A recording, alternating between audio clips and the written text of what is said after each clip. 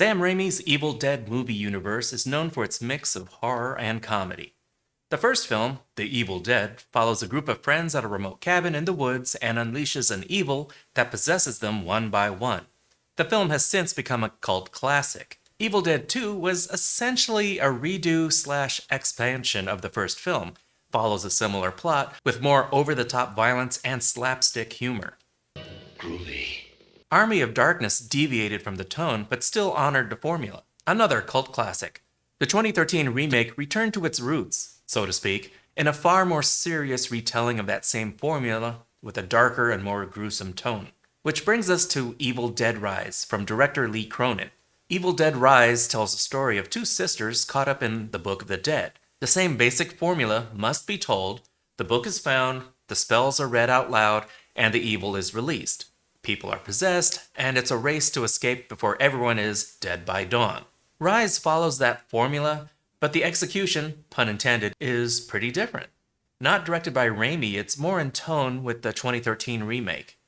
It's lacking Raimi's sense of humor and over-the-top violence. No Ash except in a teeny tiny blink and you miss it cameo. But it's brutal, tense, and gory. Oh, so gory. I can only go so far without spoiling. You really wanted to see this movie anyway, you would have seen it by now, but I'm still going to be as vague as I can.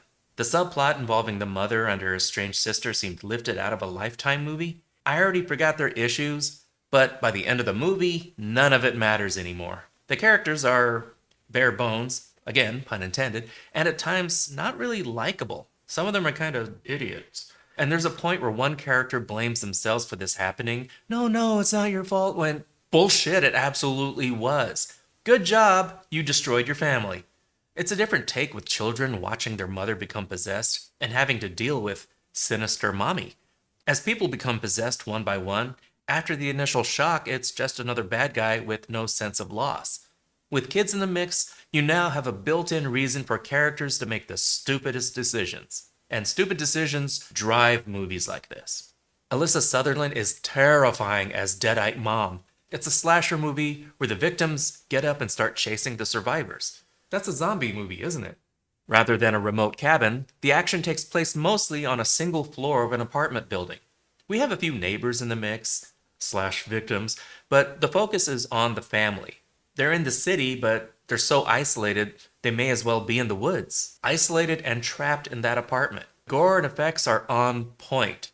Very, very wince-inducing, hand-weakening. This movie is blood-soaked nightmare fuel.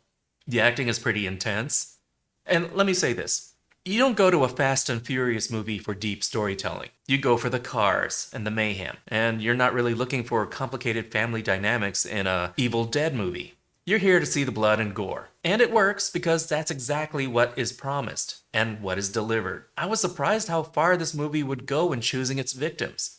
It pulls no punches, I'll give them that, but I found it hard to care about most of them when the damage is done. This movie also offers the idea that all the movies are in the same universe. They talk about there being 3 books of the dead. The Ash trilogy had 1, the 2013 movie had the 2nd, and this is the 3rd, with accompanying vinyl records.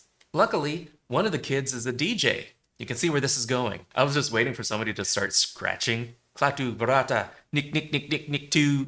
The movie's pretty relentless, pretty terrifying. I was gripping my armrest pretty hard. Have I mentioned gory? A lot of the injuries, you'll be, ugh. Pick and choose what you eat during this movie. Like, have some nachos with some grated cheese. Finale is a satisfying final battle involving some conveniently parked vehicles and familiar weapons, according to the formula.